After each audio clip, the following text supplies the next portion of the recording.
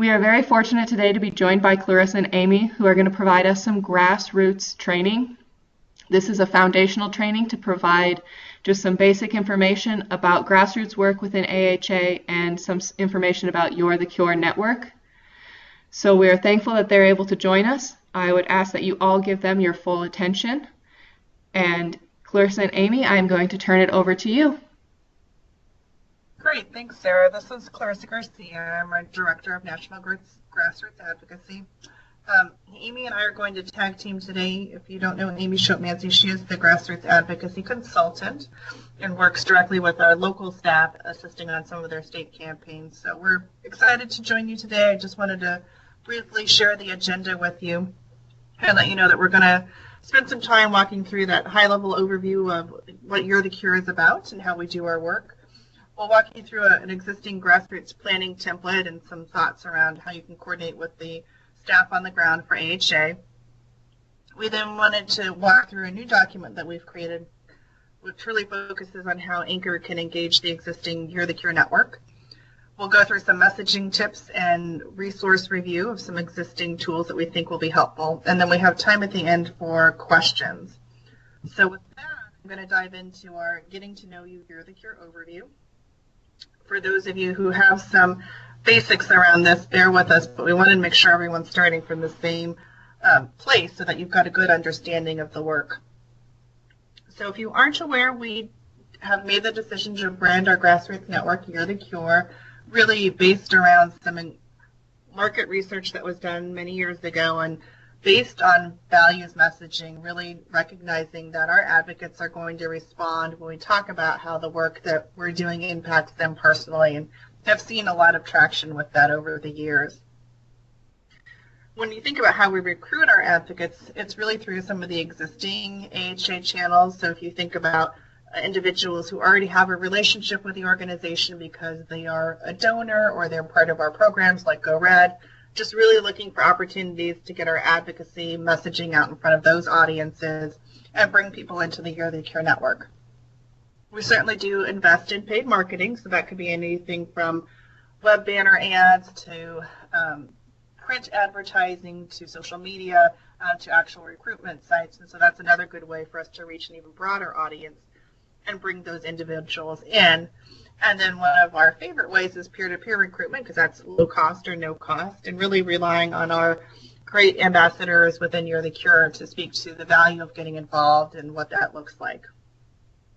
And we do want to make sure that everyone's aware that we ask people to get involved on local, state, and federal issues, and we'll talk a little bit more about that later on.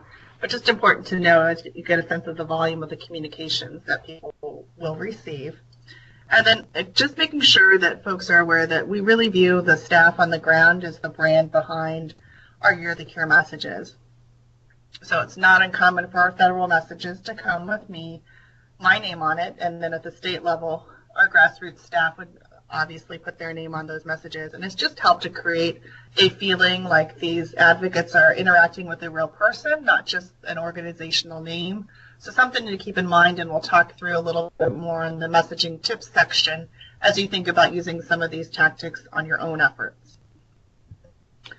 So I did want to spend a few minutes talking about who we are as a network. We have just over 320,000 individuals involved. And then this next pieces of data are really self-reported data that we do on an annual survey each year. We know that about 77% of our list is female. And we know that more than half are over the age of 50. So just good information to know as it helps you think about messaging and something that we're mindful of. And then we know that we have a good breadth of individuals involved with us, whether they're that survivor, their caregiver, a medical professional, or student. The one thing they have in common is that they're passionate about our issues. So how do we grow our advocates from just saying they want to get involved to actually doing something? Well, we really have tried to make it easy for them to take that action with us online. It's easy, it's quick, it's something that they can do within a few minutes sitting behind their desk. But we use that as a tool to then understand, well, who wants to do more? So who's taken 10 actions with us this year and they want to do something more? So we're really able to use that data on the back end of our system and invite them to get involved with us offline And that really means getting involved in a face-to-face type of interaction with the organization. So I'm going to jump ahead to really helping you understand, well, how do we move people along? And that's that ladder you see down below, but it's also here in this slide. So once we've recruited you and we've asked you to get involved with us, we really want to make sure that we spend time educating you on the issues. You're much more likely to take action around healthy school meals if you understand the issue, what's at stake. And so just acknowledging that the first thing that we share with you shouldn't be take action. It really should be helping folks understand the issue and making sure that they feel like they have the tools and the information they need to be informed and able to take that action. Now, we do really spend a lot of time and energy on those online actions, and that's, again, one of the easiest ways to activate. But once you've done that, we are, again, fortunate to have great information in the back end of the system to really do some customization. So if we know, for example, that you've taken multiple actions with us online, that could be an indication that you're ready to do more. So perhaps the next message that we send to you should be, please consider calling your lawmaker and giving you information to do that, rather than asking you to click the button. Another good example would be if you've indicated to us that you only care about stroke as an issue, well, then we want to make sure that we're getting you all of our stroke messages. And so that's another example of how we can customize our messages out to you. And then a simple tip that we sometimes forget is just recognizing our existing volunteers and thanking them for everything they do. Obviously, there's many groups out there doing this work, and so the more that you can do to recognize those volunteers, it's as simple as that thank you letter, but there's also things that you can do via social media or using our blog feature to really just acknowledge what a superstar that individual is and give them some of that recognition. So what is it that we're asking our advocates to do? Well, we've, I think, covered the online, and again, simple tools to help them send a pre-populated message to lawmakers. And so really making sure that we have their information in the system and that we're giving them easy ways to do that. We want to also engage people via social media.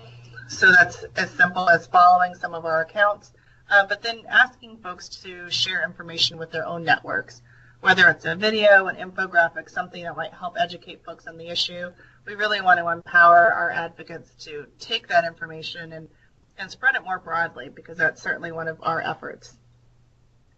We can also invite people to serve as campaign spokespeople.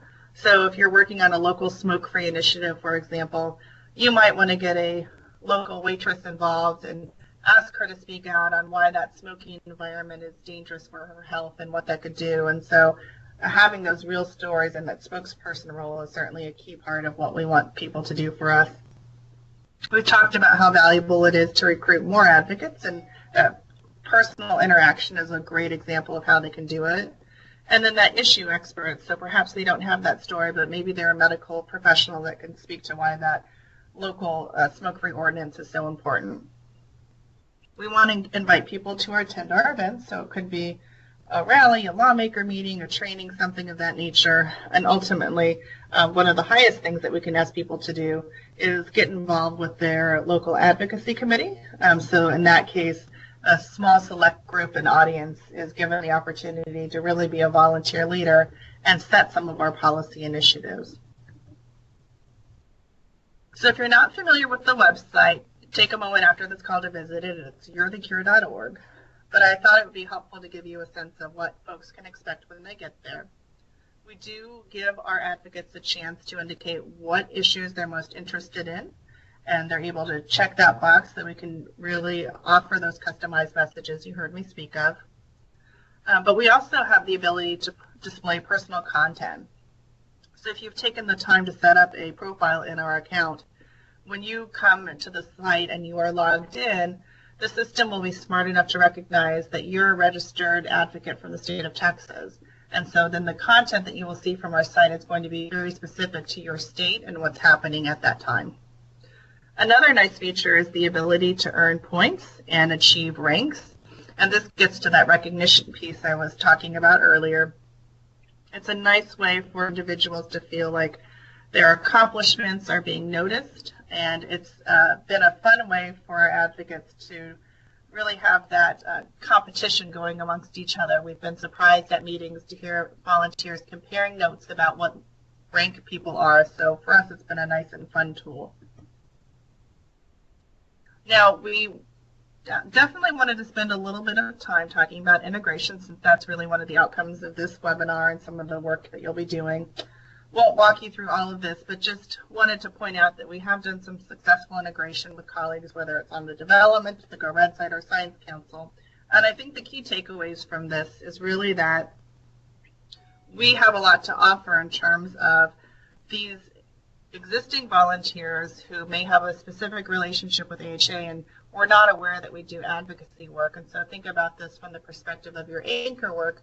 If we can get in front of these audiences and talk about what we're doing in their local communities to make it a healthier place, it's been a benefit on both sides, because that donor now has more reason to give to the organization since they know a little bit more about our work and what their money is funding. But on the flip side, they're more likely to get involved with our campaigns because we've made it simple. We've invited them to get involved. And then the other thing I wanted to point out is that, again, customization. So if we know that there's good messengers for these audiences, in the case of the Science Councils, they have appointed ambassadors, really using them as the messengers. And finally, making sure that we have some tracking in place so that when we do these integration efforts, that we can always go back and reflect on what can we do better for next time. So that's just a few examples for you there. So now that we've talked about what we ask our advocates to do, how do we communicate with them? Well, those national action alerts are key. That's, again, we're sending you an email message with links to take action with us online. But really important in that is how do we coordinate with our state and local efforts? So we do share a communications calendar out on SharePoint, and then a weekly email message that lists out the most current communications that are coming down the pipe. And so that helps our local staff, the grassroots managers that you'll be working with, to understand what's coming and just simple coordination so that they're not sending a message on the same day that a national alert's going. We really want to make sure that our advocates are not only not getting bombarded with messages, but that we're just being mindful of what they want to receive and that we're giving some preference to our state and our local messages since we have that flexibility. We do send out a monthly e-newsletter. It's the second Thursday of each month. And I would just say it's really 51 distinct e-newsletters because each one is custom for each state. So based on what state you live in, you're going to get different content than your neighbor in a neighboring state. So a nice resource that we have. In terms of cross-promotional messages, touched on that a little bit with the integration piece, but would just point out that whether you're looking to tap into some of the existing AHA audiences or whether you want to really work with those external partners, the more turnkey that you can make it for them and provide them some sample messaging, I think the more successful you'll be. And that also goes to the social media messages as well, just making sure that you have your educational content and your calls to action in a format that's relevant for social media as well. We've talked a lot about the segment and customized messages, but just acknowledging that that's something that we take into consideration as a best practice when we're developing our campaign messaging. And then we really have found a lot of success lately in sharing stories as part of our calls to action. So here's an example of how we might do that and why storytelling is so important. As a science-based organization, we have a lot of facts and figures, but that's not always going to be the most compelling message to the average volunteer. And so when we can really put a face on that issue and help connect it back to what our ask is, we've seen, again, some good success there.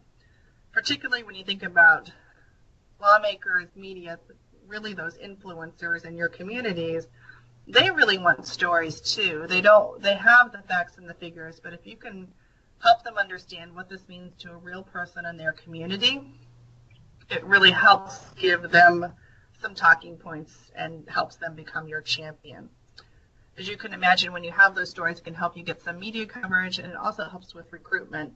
And so just using this visual as the example, this individual is a recent heart transplant recipient, and so his story and his image was not only used on paid advertising, but it was used in some of the messages that were sent out to our volunteers as well as social media messages. So I think it's just a good example of how you can take that tactic into consideration as you're developing some of your own outreach efforts. So we're going to come back to this slide at the end and go through resources, but I'm going to turn it over to Amy to talk through our Grassroots Planning Template. So give me just a minute to make that transition, and I'll let Amy take it away.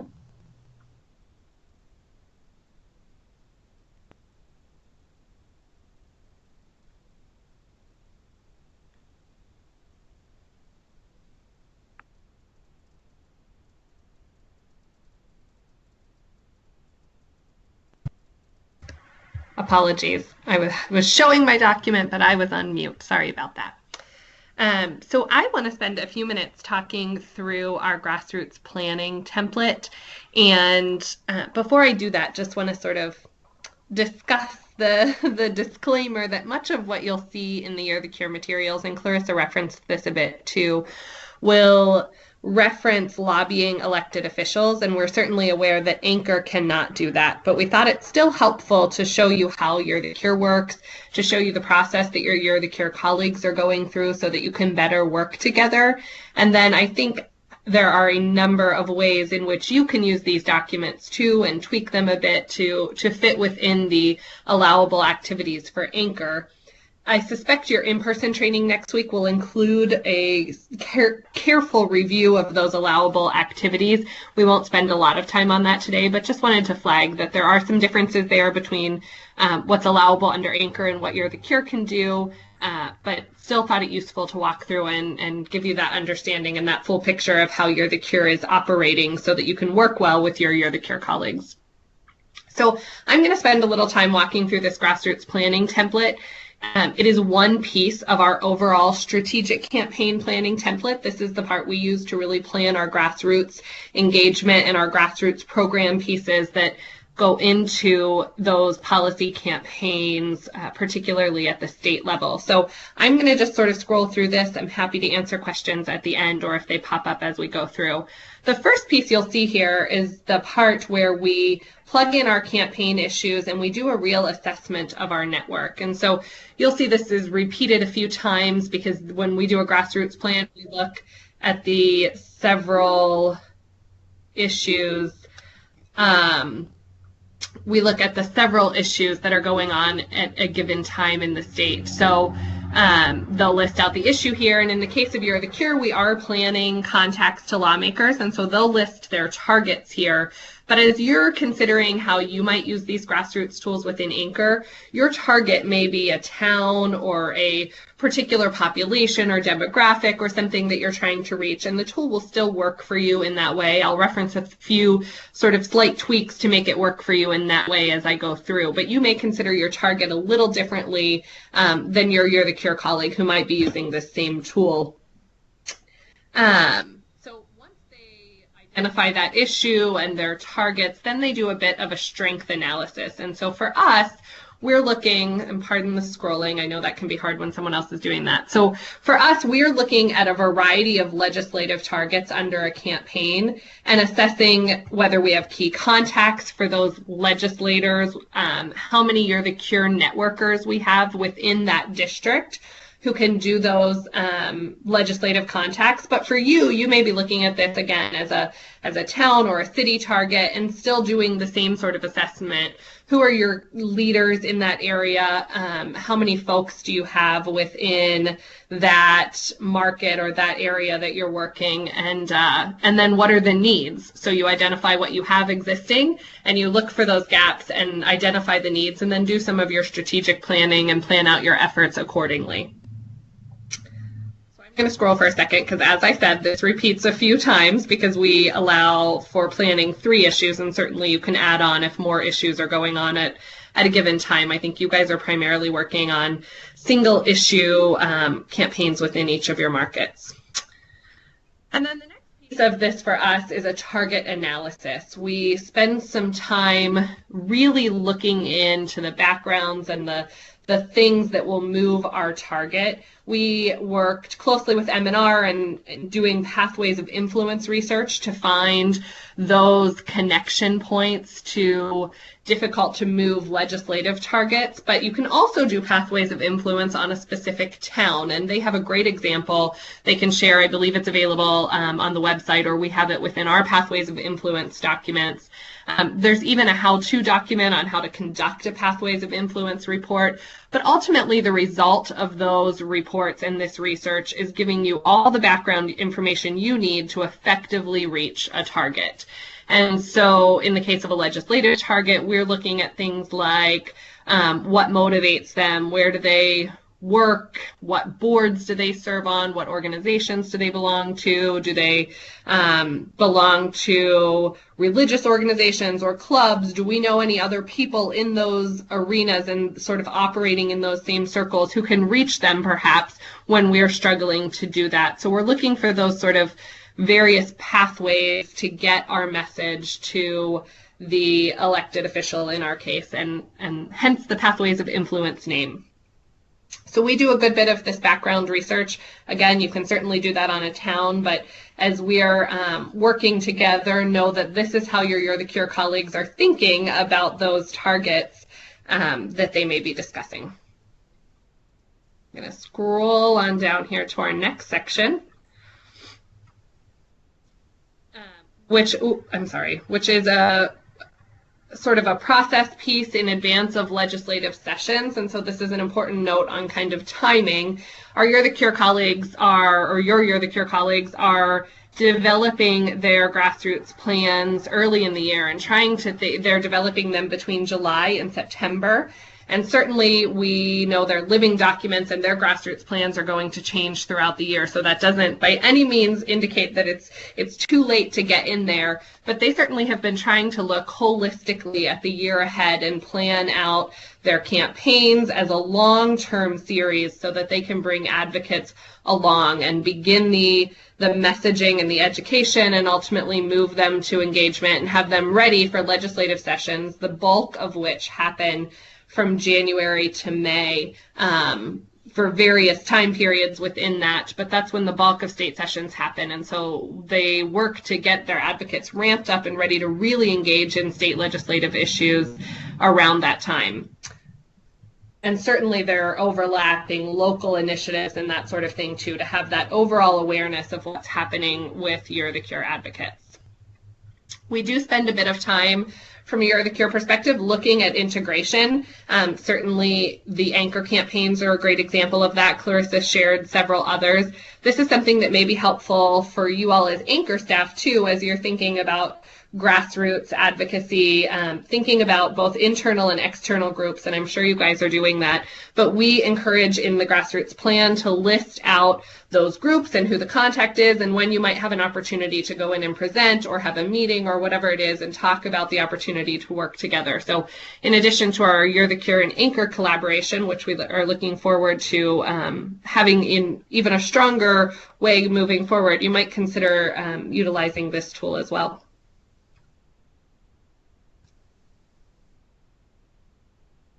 Another piece Clarissa certainly referenced is recognition. In the case of You're the Cure, we try to invest some time in staff recognition, knowing the Heart Association is incredibly large with an awful lot of business units. We certainly try to get our staff to join us in our You're the Cure efforts and to do some recognition in offices for those colleagues who may be outside of advocacy but are supporting our efforts. We've done things like signs outside of offices, or a few offices have really clever sort of golden clicker awards for the person who's been taking online action really consistently, those kind of things. And we find that that public recognition encourages other colleagues to join in and get involved too. So you may have seen those if you all are stationed in some busy offices, and you know, just find that it really helps us encourage participation and support of our work. A bit about network maintenance and looking at the duplicates and lapse networks and all that kind of stuff. Know that You're the Cure colleagues are looking at that. And then network growth. Certainly recruitment is really important to us. We're going to talk a little bit about, as you all move to anchor recruitment, where your supporters may fit into the You're the Cure network. We are constantly looking to grow our network. One of the things we find is that people are most active when they initially come into the network. In those first sort of 6 months or even a year, that is when they're going to be most active with us. And so it's important to keep bringing in that fresh perspective and that fresh energy. We do have an awful lot of long-term advocates who are really committed, but folks are often most active when they come in. And so it's really important that we bring them in not only to replace the advocates who are naturally falling off over time or moving on to other things, but because they bring a really fresh energy and perspective to our network, and we value that. There are some recruitment resources. I know at the end we're going to go back and talk about some specific resources available to grassroots staff, but one of them is recruitment resources. We always, again, are looking to grow our list. And then finally, the last piece is around volunteer recognition here, looking at, as Clarissa said, recognizing volunteers for even those small victories, for their part, even if we haven't achieved a legislative or a campaign success, still recognizing their part and their incredible effort goes a long way to keeping them engaged and keeping them pleased with the work they're doing, and keeping them feeling as if they're having an impact through the work we're doing so that they stay with us and continue to engage. I know Clarissa is going to spend a little bit of time talking specifically about how anchor staff and You're the Cure staff can integrate and work together, but thought sort of walking through this planning process would give you a little picture and insight into how You're the Cure staff are operating and planning their activities. So I'll turn it over to Clarissa unless folks have a few questions.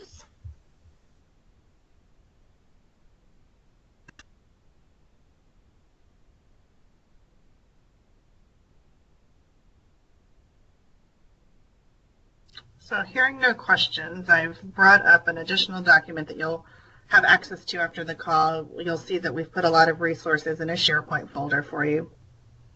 This is really just a memo trying to outline for you some tips on how to engage You're the Cure in your campaigns. So certainly don't intend to read this to you, but just wanted to draw out some of the recommendations. So I think the first and foremost is just making sure that you schedule a meeting with your affiliate grassroots director. Clarissa, the other items. Sorry to interrupt, but your screen is not showing. Oh, no. Well, thank you for telling me. And give me just one moment to see if I can fix that.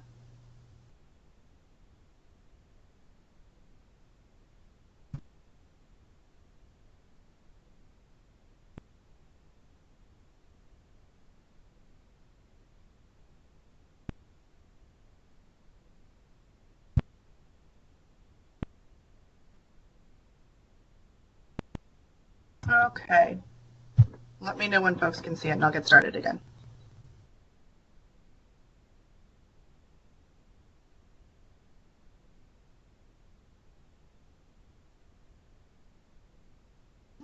I can see it now. Thank you.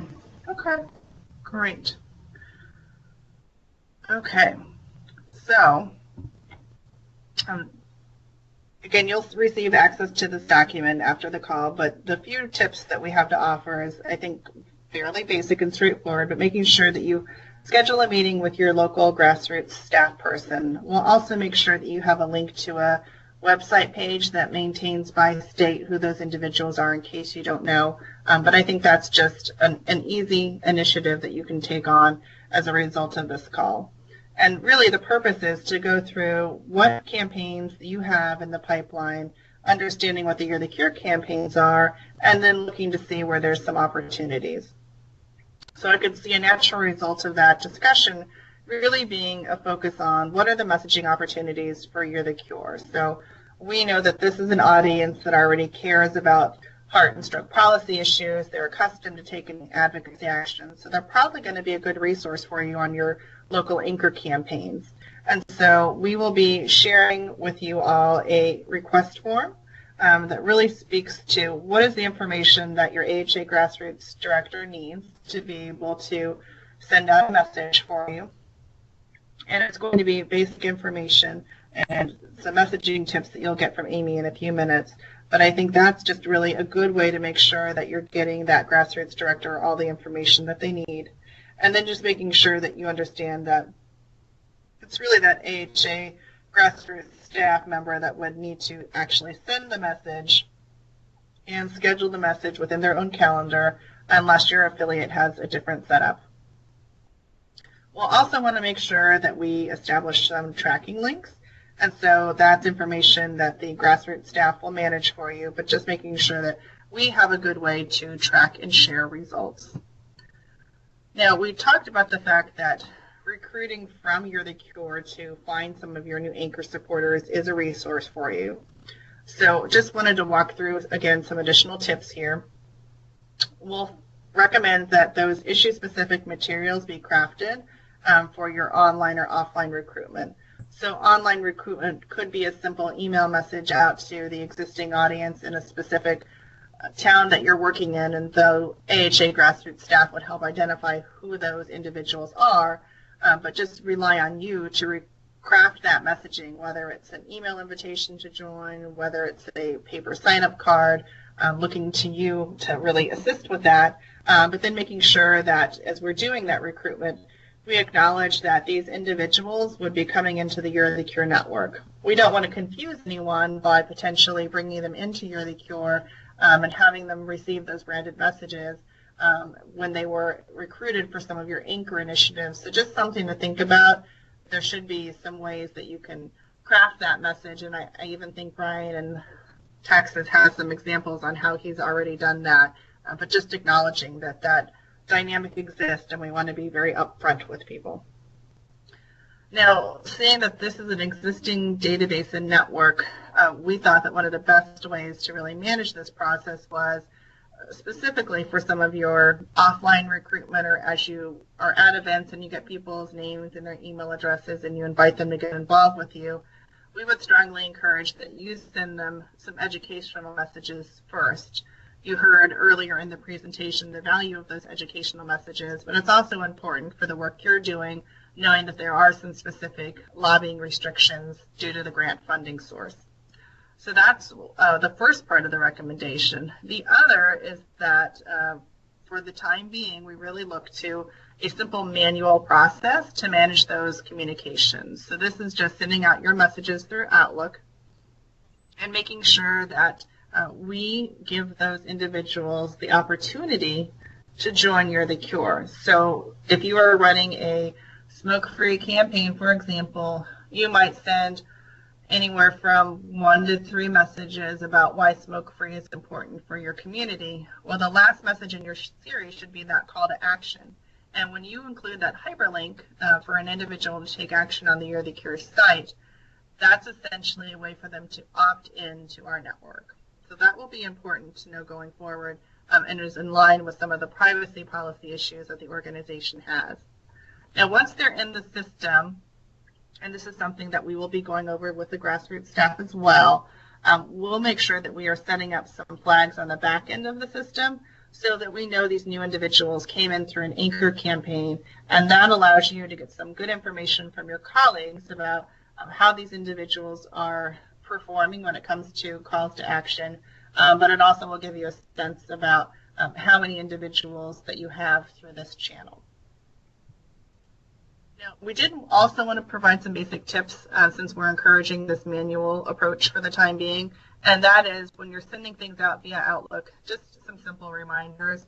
Instead of putting all of the email addresses in the to line and potentially violating someone's privacy and sharing the email address using the BCC line, making sure that the messaging is text only, because when we add pictures, it can sometimes have an impact on deliverability. Making sure that your signature is always included so there's a point of contact in case there's questions. And then one thought, if you think that you're going to have a high volume of these outbound messages to individuals that you're meeting, that you could always ask our technology support desk to create a generic email box for you, like the one on the screen. So it could be anchortexas@heart.org. And then that email box can be very easily added to your Outlook profile, so you can toggle between the two boxes and be able to manage your email volume that way. And then because this is a manual process, I would recommend that you include simple language at the end saying, if you no longer want to receive emails from us, please respond to this email with a request to unsubscribe. But once these individuals are invited into You're the Cure, that type of functionality is built into the system. So if you can bear with us for one more section, we're going to have Amy talk through some messaging tips and some resources. And then we'll have time for questions, because we definitely would love some feedback on this process in particular and what you think would work well, what we need to perhaps think through more.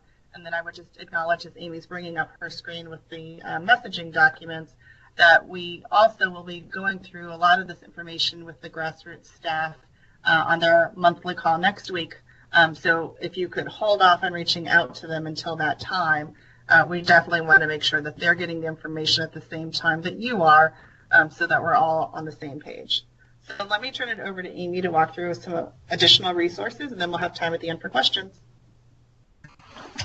Great, thank you. I wanted to spend a little time talking about the online messaging we do to folks. Clarissa had certainly started talking about some of that. We recommend a welcome series of about 2 to 4 messages sent through Outlook, as she mentioned. And as you're doing that welcome series, it's just really important that we thank people for their interest, that we remind them. Oftentimes they've signed a postcard at an event, for example, and have done that sort of quickly and moved on in their day. And so it's great in those initial messages to say, thank you so much for your interest. Appreciate you signing our postcard at X event. So you sort of jog their memory about how they came in and then offer them some additional information. In addition, those educational messages can still be quite engaging by offering them some simple actions. And so I would encourage you to consider, along with those educational messages, offering people the chance to share a story with you, for example. As you offer the first bits of information about the local campaign and what's going on and why it's helpful to the community, you might ask them to share any personal stories that are relevant. They can send those back to you. They can certainly be helpful in your campaign for future messaging and the like. But they also offer that person a way to offer their input and offer their feedback and feel really engaged and connect with you and deepen their level of commitment to the campaign. So I would encourage you to utilize, whether it's that story ask or perhaps in a subsequent message in that 2 to 4 message series, you ask them to commit to telling a friend about the campaign, for example. If you're utilizing Outlook, it has those kind of voting buttons. People could check yes through that voting feature to indicate, or they could email you back to let you know that they've shared the information with a friend or educated a friend. Maybe you ask them to take 5 to tell 5 and forward the educational message on to 5 friends, something like that. When you give them those opportunities to engage, again, what we find as you go through a series of messaging is that people respond in greater numbers as they become more and more invested in the campaign. And so would just encourage you to continue offering those opportunities until you get to that final message in the series, which for the integration purposes would end with a call to action to come in and take action with You're the Cure. So you might tell them a little about You're the Cure, and the things we're doing in communities across the country, how we're working on this particular campaign. Clarissa had mentioned that your Grassroots You're the Cure staff partner can establish a tracking link so that any of those folks who click out of your final message through the link to take action will be coded in our system so that we can continue to follow up with them specifically. They will, as Clarissa said, begin to receive our other You're the Cure messaging, the national newsletter, that kind of thing. So we don't want them to be tricked into that by any means. We want them to know that that's going to happen. But they will have that code so we can monitor over time their activity and we can communicate with them specifically on your initiatives as well. So once you get beyond that final messaging, or even as you're doing your welcome message series, there are a number of tips in terms of online messaging and emailing folks. Online messaging is a little different than when we're handing folks a one-pager, for example.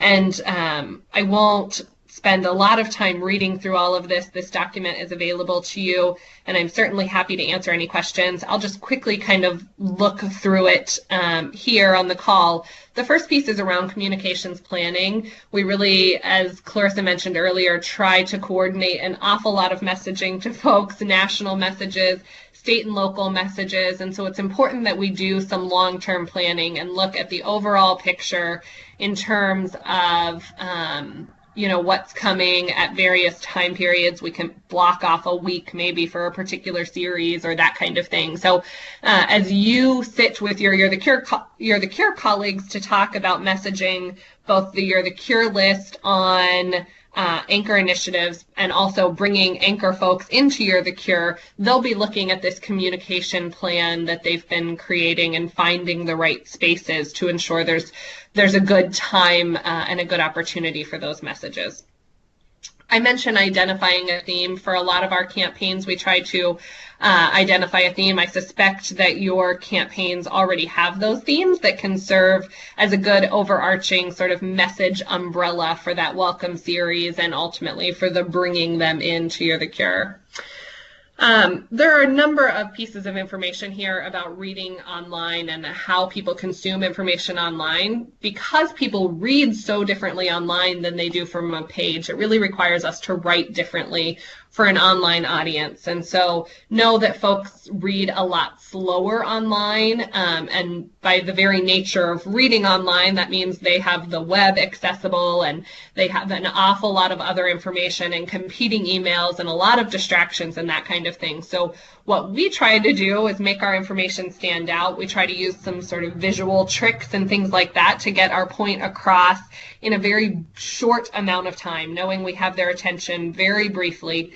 We want to make sure they can get what they need out of our messages and move on to all the other things that are competing for their interest. So we use things like the bolding and bulleted lists. We use really short paragraphs when we write online, much shorter than what you might get in a one-pager.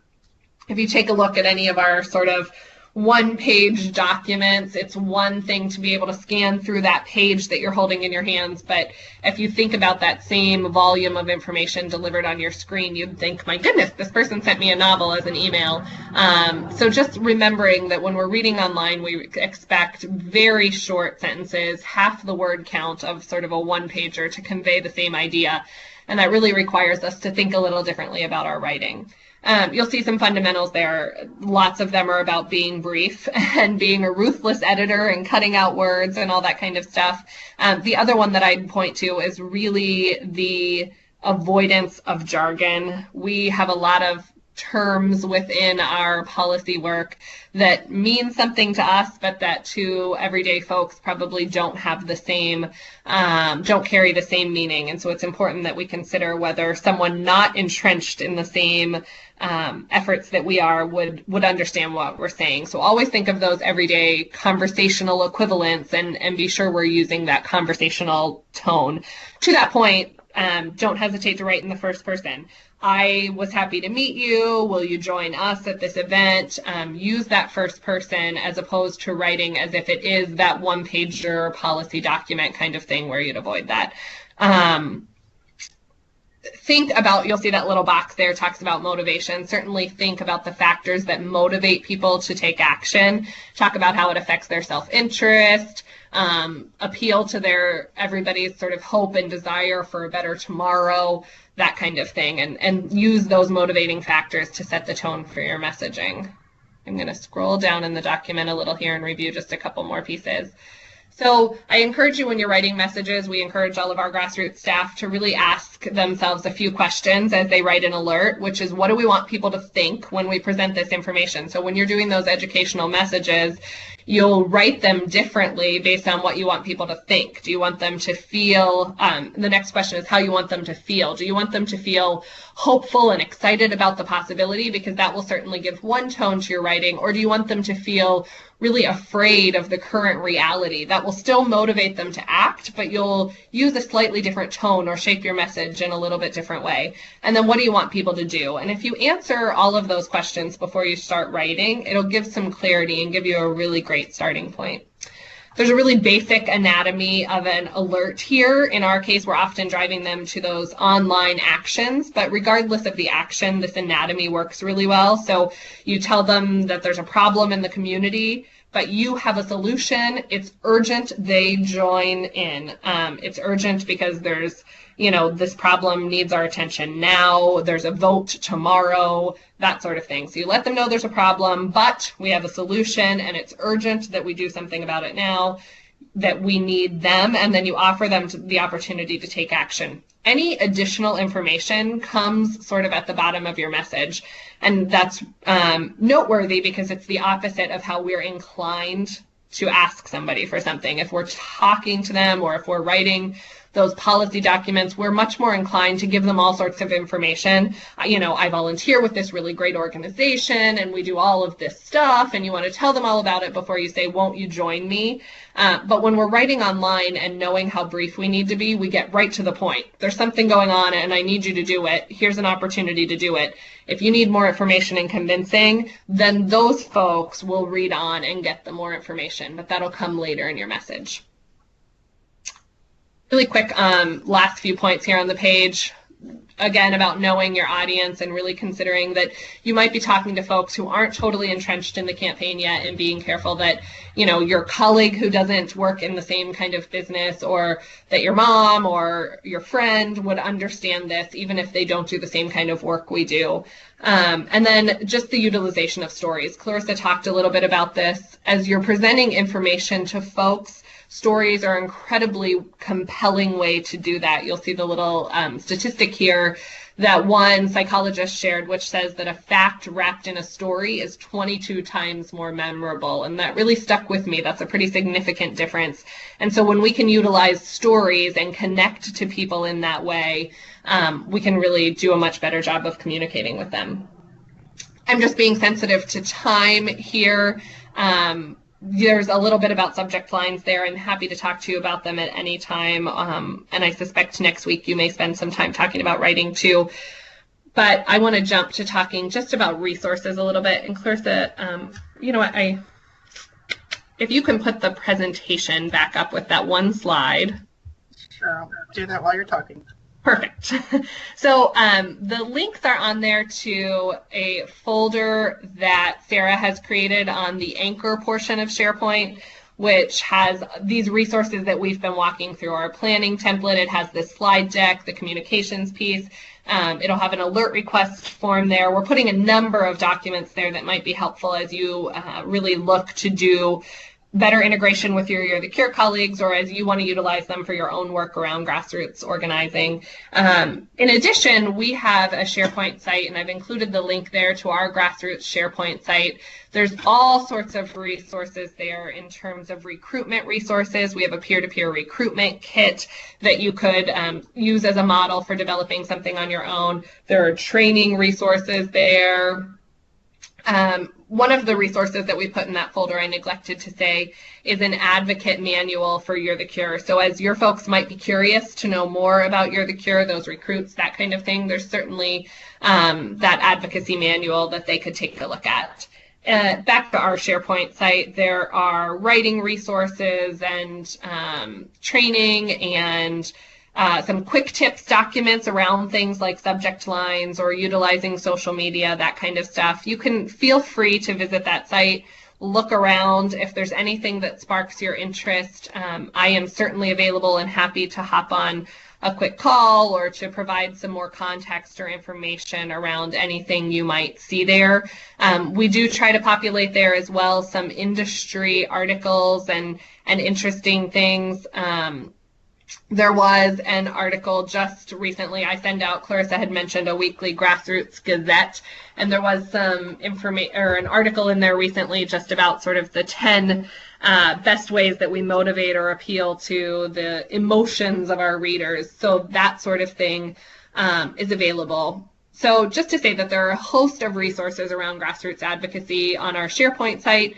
Feel free to peruse them. Reach out to us if you'd like more information. And all these documents are on the Anchor site folder that is linked there as well.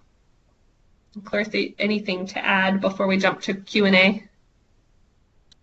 No, I think, as I said, we're anxious to hear what questions you have as well as what feedback in terms of additional resources that you might need, and just acknowledging that we have our colleagues from M&R on the call as well. So I know they'll be with you in person. They'd love to hear that feedback as well. Before we let everyone jump in for questions, I do just want to highlight one thing.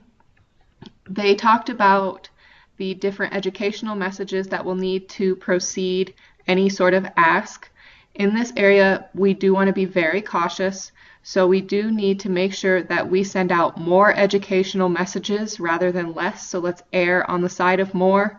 If you have specific questions about that, or you want to set up some sort of educational messaging campaign that leads into the ask, please let me know and I will be happy to work with you on that.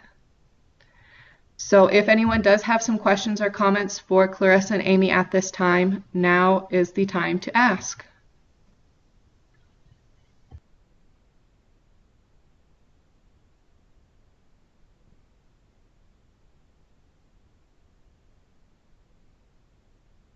Hi, this is Candace. I'm from Providence. My question is, if we connect people to YTC and there's an action ask on that, is that a violation of what we're supposed to be doing?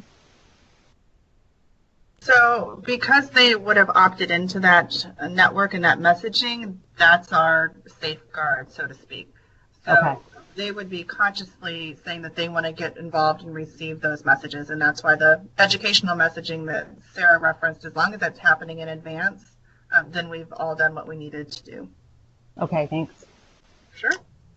Hey guys, it's Brian. Just following up on that question. So does that prior communication take place through Outlook? It seems like that's what you guys were saying earlier, but say we engage some great community partners in our work. They are ideal You're the Cure advocates, but have that communication and some educational communications with them beforehand, and then there's a final ask to have them join You're the Cure, and then they sign up on them by themselves.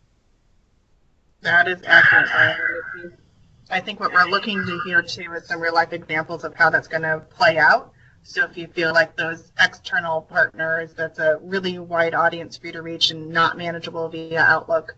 I think we know that this is a temporary solution, and so if you can just keep us apprised of how that's working in real time, we'd love to hear that feedback so we can look at potential options outside of the manual process. Okay, yeah.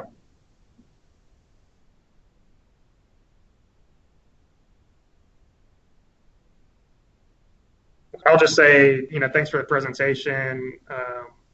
Really helpful. Grassroots and volunteer involvement has been essential, to the advocacy campaigns I've been involved in. So anytime that we can put our volunteers at the forefront of campaigns, that's when we're really, really successful. And just a key part. And even though that a lot of our anchor projects may not be the same type of legislative campaigns as the advocacy team is running, I think a lot of similarities are there with us to engage volunteers and really have them lead a lot of our efforts. Well said.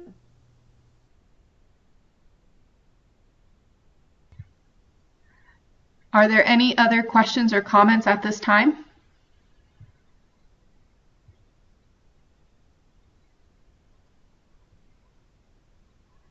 If not, we can go ahead and adjourn this call. I want to thank everyone for joining, and I want to say a special thank you to Amy and Clarissa for presenting. This was exactly what we were hoping for. It was very on point, and we do appreciate the time you invested in preparing this presentation for us. And I look forward to expanding on this grassroots conversation with everyone in Dallas next week. Clarissa, thank you so much. It was great. Thank you. Thanks, everyone. Have a wonderful afternoon, everyone.